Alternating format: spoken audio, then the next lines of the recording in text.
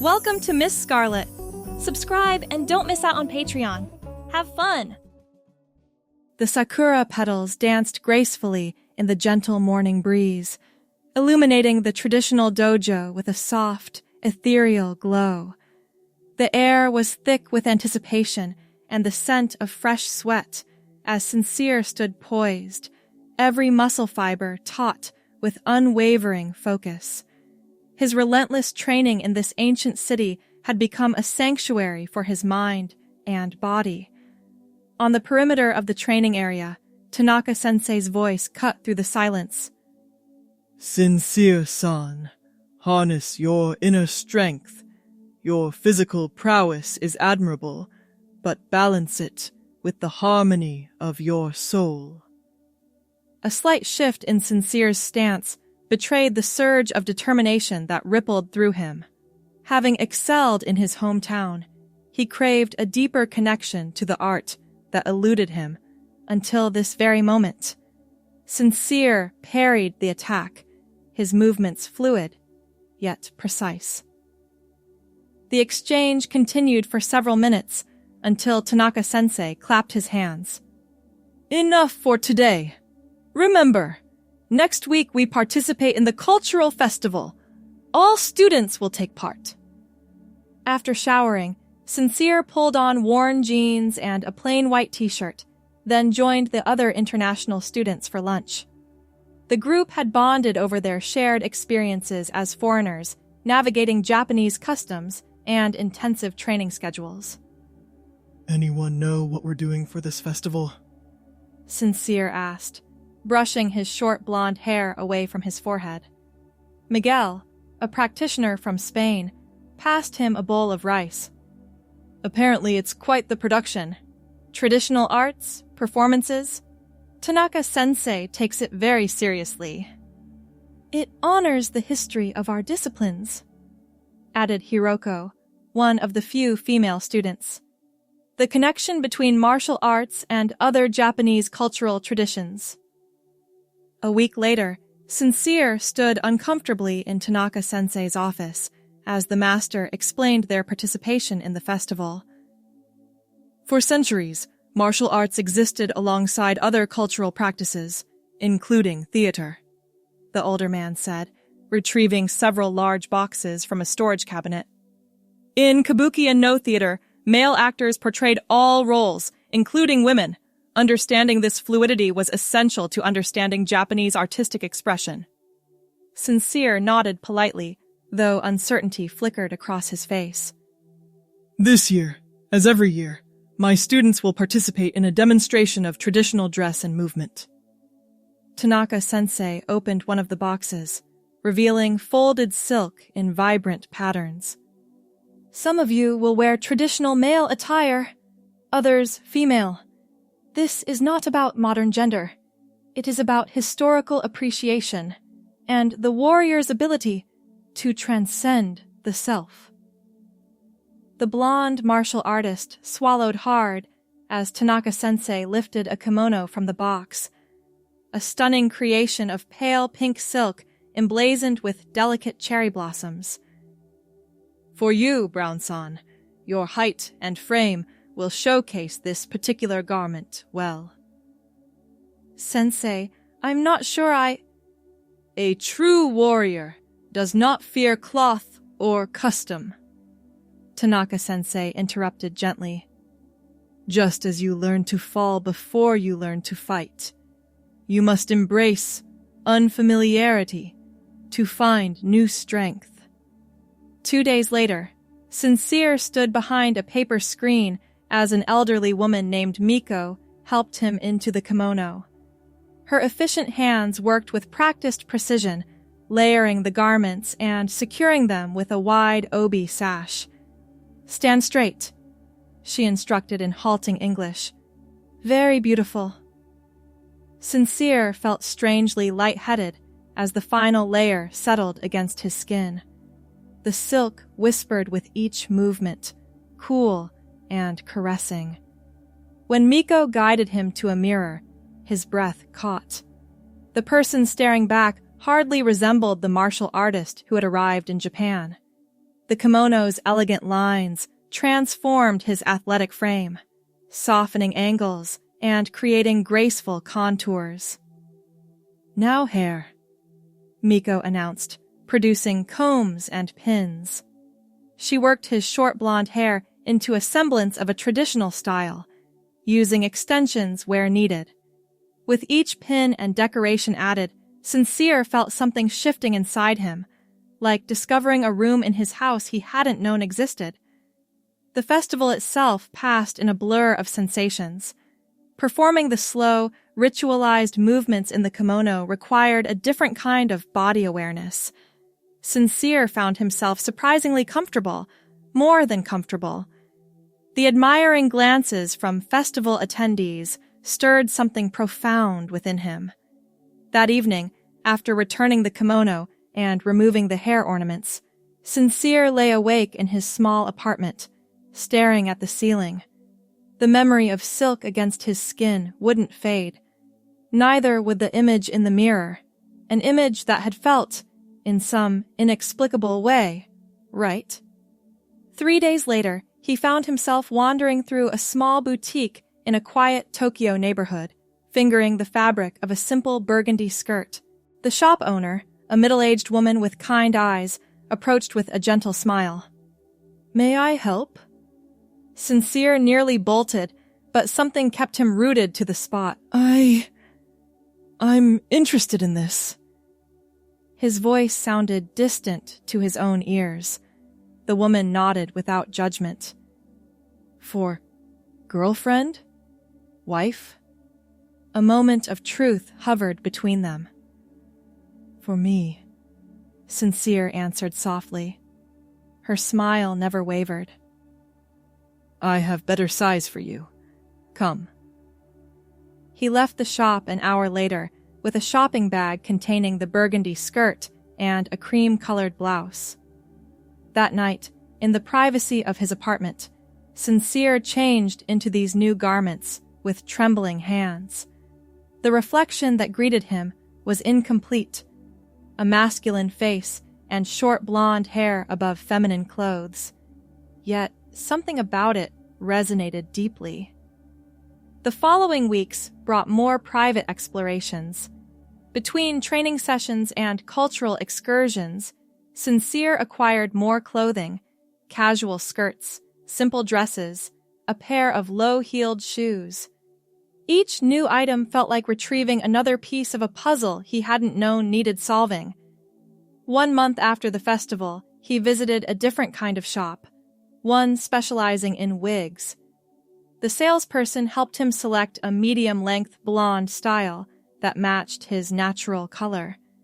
When he put it on in his apartment that evening, completing his feminine appearance for the first time, tears sprang unexpectedly to his eyes.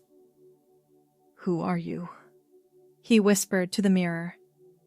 The question lingered, unanswered but insistent. 2 months into his stay, Sincere began venturing outside in feminine attire. At first, just brief walks at night around his quiet neighborhood. Tokyo's vast anonymity provided a freedom he'd never experienced in Boston. Eventually, he grew bolder: a coffee shop during off hours, a movie theater, a quiet museum. No one seemed to notice or care. He was just another woman in a city of millions. During one such outing, wearing a casual blue dress and his blonde wig, a realization crystallized. In these moments, he felt more authentic than he ever had in masculine clothing. Not just comfortable, right. After a particularly intense training session, Tanaka-sensei invited Sincere to join him for tea. "Your technique has improved dramatically," the master observed, pouring steaming green tea into small cups. "But more importantly, your spirit has found focus. Something has changed."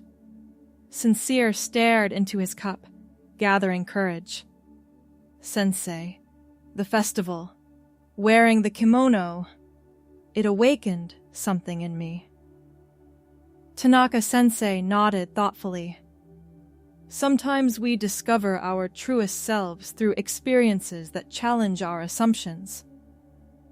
I've been exploring, living as a woman during my free time. The master's expression remained serene. Throughout history, many great warriors understood the balance of masculine and feminine energies. In some cultures, those who bridged these worlds were considered specially blessed. Relief flooded through Sincere. I don't know what this means for my future. The path reveals itself to those who are brave enough to walk it, Tanaka-sensei replied. What name do you use when living as a woman? The question caught Sincere off guard. He hadn't considered adopting a different name. After a thoughtful moment, he answered, Nyla. I think I would like to be called Nyla. Neela-san, Tanaka-sensei said, inclining his head respectfully. May your journey bring you peace. That conversation marked a turning point. With his sensei's quiet acceptance, Sincere, now increasingly thinking of himself as Nyla, began spending more time presenting as female.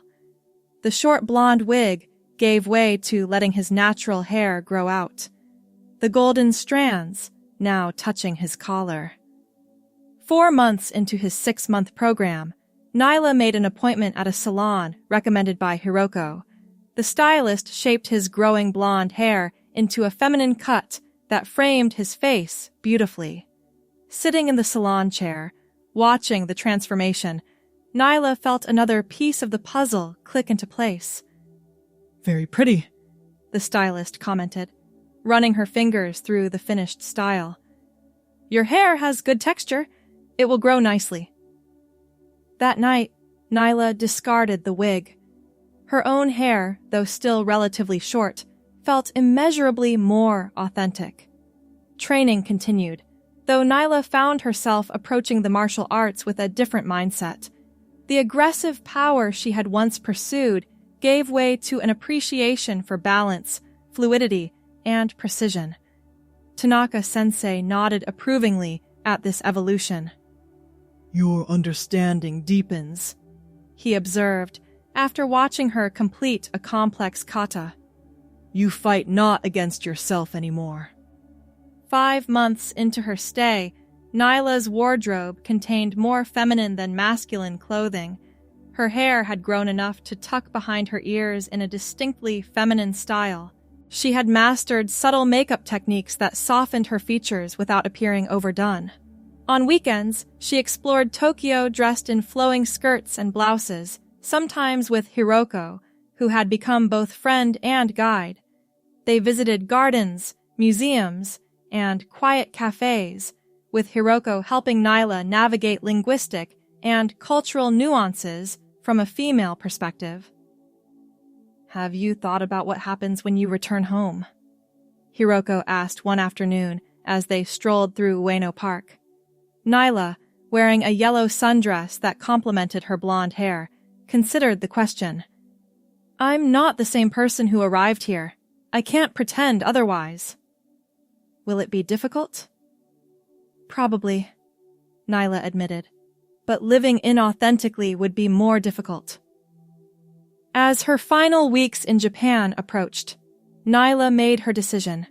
She would return to Boston as her true self. The thought was terrifying, yet exhilarating. Her last shopping trip in Tokyo was purposeful. She selected versatile pieces for her new life, professional attire for teaching martial arts, casual wear for everyday life, and a special outfit for the journey home. The purple A-line dress caught her eye immediately, elegant yet comfortable for travel, with enough presence to give her courage. On her final evening, Tanaka-sensei hosted a small gathering for departing students. Nyla arrived wearing a modest black dress, her blonde hair styled simply but femininely. A few newer students looked surprised, but those who had trained alongside her these past months simply smiled in greeting. Neela-san, Tanaka-sensei said, approaching with a small package. A parting gift. Inside the package lay a folded fan, hand-painted with cherry blossoms. "To remember where your journey took its most important turn," he explained. Tears pricked at her eyes. "Thank you, Sensei, for everything." He bowed slightly. "The strongest warriors are those who have the courage to be who they truly are." The morning of departure arrived with crisp autumn sunshine. Nyla dressed carefully in her chosen outfit, the purple A-line dress that flattered her developing figure, black tights, and comfortable ankle boots. She applied light makeup and styled her blonde hair, which now reached just below her jawline. Her suitcases, filled with dresses, skirts, blouses, and only a few token masculine items she couldn't bring herself to discard, waited by the door. Taking one last look around the apartment that had witnessed her transformation, Nyla felt a profound sense of gratitude. The taxi driver loaded her luggage without comment. At Narita Airport, she checked in for her flight to Boston, presenting her passport with its masculine name and photo. The attendant glanced between the document and Nyla's feminine appearance, but merely said, "Enjoy your flight, sir." The slight masculine address stung, but Nyla understood it was something she would need to address officially back home. Waiting at the gate, she texted Hiroko, "About to board. Nervous but ready." The reply came quickly. "Safe travels. Remember what Tanaka-sensei says. The path reveals itself to those brave enough to walk it." Boarding the plane, Nyla felt stares from some passengers, but she held her head high. Her seat neighbor, an elderly Japanese woman, smiled politely and later shared her snacks during the long flight. Somewhere over the Pacific, as most passengers slept and the cabin lights dimmed, Nyla opened her journal. On a fresh page, she wrote, "Today I fly home, not as the person who left, but as the person I was always meant to be." The truth of those words settled around her like a comfortable embrace. Whatever challenges awaited in Boston, she would face them as her authentic self. Nyla closed the journal and looked out at the darkness beyond the window, seeing not emptiness, but infinite possibility. When the plane touched down in Boston, Nyla took a deep breath. The familiar city stretched beyond the terminal windows, unchanged, yet entirely different because she herself had changed. Collecting her luggage, she walked through the arrival gates, scanning the waiting faces for her former training partner who had promised to pick her up. Would he recognize her? How would he react? Then she spotted him, Darren, holding a sign that simply read, "Welcome home, Nyla." Tears welled in her eyes as she approached. "How did you know?" Darren smiled warmly. "Hiroko emailed me. She thought you might need an ally right from the start." He gave her an awkward but supportive hug. "The purple dress looks great, by the way." Laughing through her tears, Nyla felt the first knot of anxiety unravel.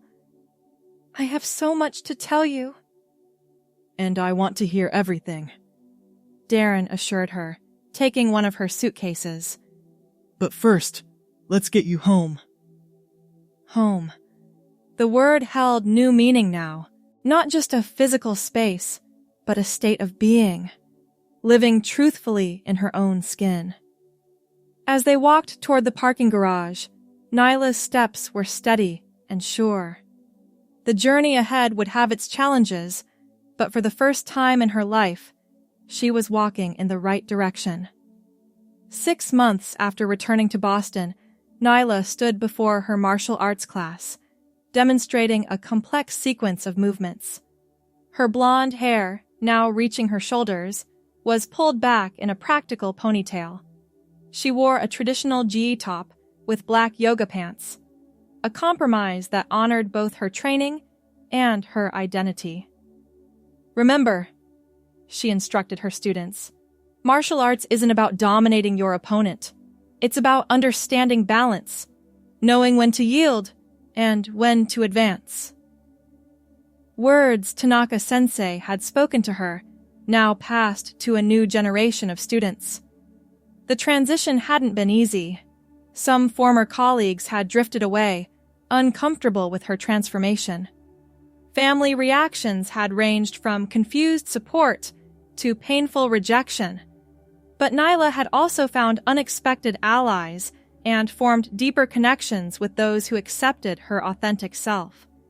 Her dojo, rebranded as Balance Way Martial Arts, emphasized the philosophical aspects of training alongside physical technique. Surprisingly, her student enrollment had increased, many specifically seeking her unique perspective on martial arts and personal growth. After class, Nyla changed into a flowered wrap dress and sandals before meeting Hiroko, who had recently moved to Boston for graduate studies, for coffee. "The class looked good," Hiroko commented, stirring her latte. "Your teaching style has really evolved." Nyla smiled, tucking a strand of blonde hair behind her ear. "Everything has evolved. Sometimes I barely recognize my life from before Japan." Do you miss "Anything about your old self?" The question gave Nyla pause. "Not really," she finally answered. "I don't think of it as having lost anything. Rather, I found what was missing." Later that evening, Nyla sat at her desk, responding to an email from Tanaka-sensei. He had written to announce his plans to visit several American cities the following spring, including Boston. "I would be honored to welcome you to my dojo," she typed, "and to show you how the seeds you helped plant have grown." She attached a recent photo of herself standing proudly before her new studio, wearing a burgundy blouse and black skirt, confident, centered, and finally whole. Her journey was far from complete. There were still legal documents to update, medical consultations to consider, and relationships to navigate. But watching the cursor blink on the screen, Nyla felt profound gratitude for that fateful cultural festival and the pink cherry blossom kimono that had revealed her true self. The cherry blossom fan Tanaka-sensei had given her hung on the wall above her desk, a reminder that transformation, like spring, arrives when it's meant to, bringing beauty after dormant winters. She had found her balance at last, not between opposing forces, but in the harmonious integration of her whole self. With a soft smile, Nyla finished her email and pressed send. Outside her window, stars glimmered in the Boston sky, the same stars that shone over Kyoto, connecting her past to her present and lighting the way toward her future. A year later, Nyla stood at Boston Harbor, watching the water shimmer under the afternoon sun. Her blonde hair, now reaching the middle of her back, fluttered in the coastal breeze. The teal sundress she wore complemented her eyes, which had grown more confident with each passing month of living authentically. "Penny for your thoughts," came a voice beside her. Nyla turned to see Darren, who had remained her steadfast friend throughout her transition. "Just reflecting. It's been exactly 2 years since I left for Japan." "Best decision you ever made, right?"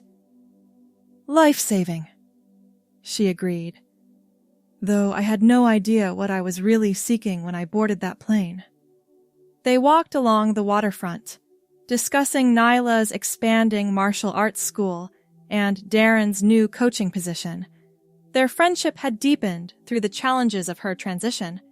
He had stood by her through difficult family conversations, helped her navigate legal name changes, and once even confronted a harasser who had followed her from the subway. "Tanaka-sensei emailed this morning," Nyla mentioned, as they paused to watch a sailboat glide past. "He's sending another student my way. Someone he thinks would benefit from training with me specifically." "Your reputation is growing," Darren smiled. The sensei who understands transformation from the inside out. That evening, alone in her apartment, Nyla performed a slow, meditative kata, moving through the ancient forms with grace that blended strength and softness. On her bookshelf sat a framed photograph from the Japanese Cultural Festival, herself in the pink cherry blossom kimono, eyes wide with the first glimmer of recognition. Beside it stood a more recent photo, Nyla and Tanaka-sensei during his visit to Boston 3 months prior. They stood together outside her dojo, the old master beaming with pride at his student who had found not just martial arts mastery, but her true self. Her phone chimed with a message. Hiroko sending a photo of cherry blossoms in the Boston Public Garden with the caption, "Reminded me of where it all began." Nyla smiled, touching the screen gently. The cherry blossoms would always be special to her. Symbols of beautiful, ephemeral transformation and the courage to bloom into one's true nature. Outside, the Boston night deepened into velvet darkness. Inside, in an apartment filled with memories of 2 continents, Nyla Brown prepared for tomorrow's classes, comfortable at last in her own skin, warrior, teacher, woman, complete. Thanks for watching, my girlies! Be sure to check out Patreon for more!